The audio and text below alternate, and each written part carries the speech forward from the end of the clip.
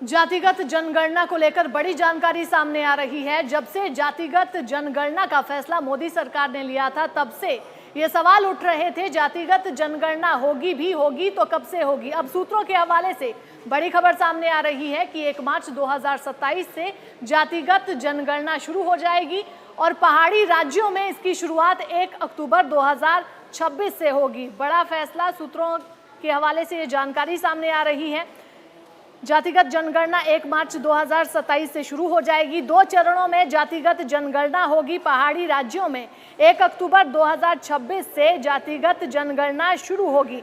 भारत में 1 मार्च 2027 से जनगणना शुरू होगी। ये जनगणना देश भर में 2 फेज में करवाई जाएगी। सूत्रों के मुताबिक पहाड़ी राज्यों जैसे लद्दाख, जम्मू कश्मीर, उत्तराखंड और हिमाचल प्रदेश में 1 अक्टूबर 2026 से जनगणना शुरू होगी।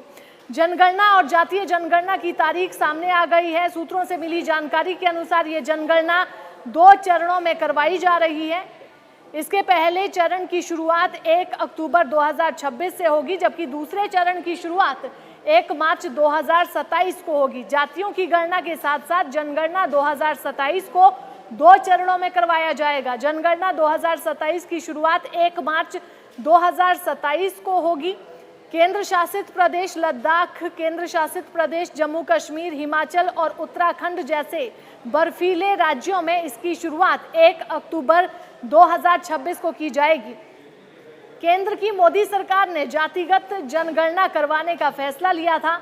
लंबे समय से ये मांग चल रही थी। इसके बाद केंद्र ने इसे हरी झंडी दिखाई। जाति जनगणना के ऐलान के बाद पूरे देश में राजनीतिक हलचल भी पैदा हो गई थी। बड़ी बात यह है कि विपक्ष ने इसे अपनी जीत के रूप में देखा। विपक्ष का तर्क है कि कांग्रेस और दूसरी समाजवादी पार्टियां लंबे समय तक केंद्र पर दबाव बना रही थी, तब जाकर जातिगत जनगणना का ऐलान किया गया। अब यहाँ पर सवाल उठता है कि जातिगत जनगणना का मतलब क्या है, इसकी आखिर क्यों जरूरत पड़ती है। आपको बता दें कि जातिगत जनगणना का सीधा मतलब होता है कि देश में किसी जाति के कितने लोग हैं, इसके स्पष्ट आंकड़े सामने रखे जाएंगे। अब देश में जातिगत जनगणना पहले भी हुई है, लेकिन तब ओबीसी को उसमें शामिल नहीं किया जाता था। ऐसे में बात जब भी जातिगत जनगणना की होती है, सबसे ज्यादा चर्चा इस बात की रहती है कि देश में ओबीसी वर्ग अब कितना ज्यादा बड़ा बन चुका है। आखिर इस समाज के कितने लोग देश में रह रहे हैं। इस बार भी जो जातिगत जनगणना करवाई जाएगी, सभी की नज़र सिर्फ इस बात पर रहेगी कि ओबीसी कितने प्रतिशत हैं। जातिगत जनगणना की शुरुआत अंग्रेजों के समय से हो गई थी। सबसे पहले साल 1931 में जाति जनगणना करवाई गई थी। अंग्रेजों के दौर में तो वैसे भी हिंदुस्तान के लोगों को जाति के आधार पर ही देखा जाता था। ऐसे में तब ऐसी किसी भी जनगणना को होना आम बात था। ऐसी कोई भी जनगणना का होना उस समय आम बात थी। वैसे एक बात तो तब भी तय कर दी गई थी कि हर साल, यानी कि हर 10 साल में जातिगत जनगणना करवाई जाएगी। 1941 में भी इस प्रक्रिया को किया गया, लेकिन तब आंकड़े सामने नहीं रखे गए। तर्क दिया गया कि जाति आधारित टेबल तैयार नहीं हो पाई, ऐसे में आंकड़े जारी नहीं हुए। फिर देश आज़ाद हुआ और 1951 में फिर जाति जनगणना करवाई गई। यहाँ पर पहली बार बड़ा खेल हुआ।